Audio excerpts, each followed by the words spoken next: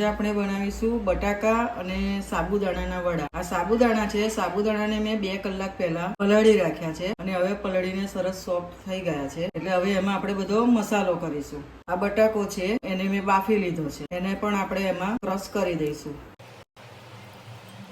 પછી એમાં આપણે લીલા સમારેલા ઝીણા મરચાં નાખીશું, અડધી ચમચી લાલ મરચું નાખીશું, 2 ચમચી સિંગદાણાનો ભૂકો નાખીશું, અડધી ચમચી મીઠું નાખીશું। હવે એને મિક્સ કરીશું।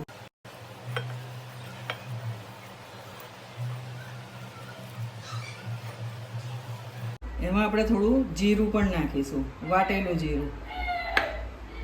એના વડા બનાવીશું, મતલબ કે આ હવે મિક્સ થઈ ગયું છે। હવે એના આપણે ગોલ વડા બનાવીશું।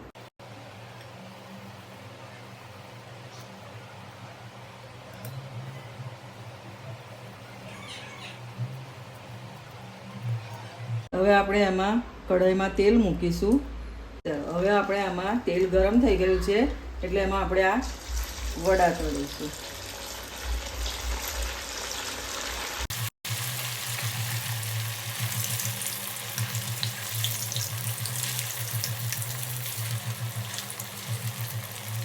એને ગુલાબી રંગ આવે એ રીતના તળીશું।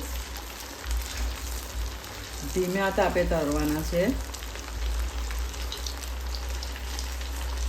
થોડી વાર એને પલટાવતું રહેવું।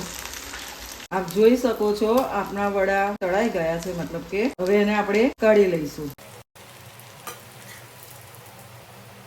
આ આપણા સાબુદાણા અને બટાકાના વડા તૈયાર છે। એને તમે ઉપવાસમાં પણ ખાઈ શકો છો। આવા જ રોજ નવા રસોઈના વિડીયો જોવા માટે મારી ચેનલને લાઈક, સબસ્ક્રાઇબ અને શેર કરવાનું ભૂલતા નહીં। જય અન્નપૂર્ણામાં।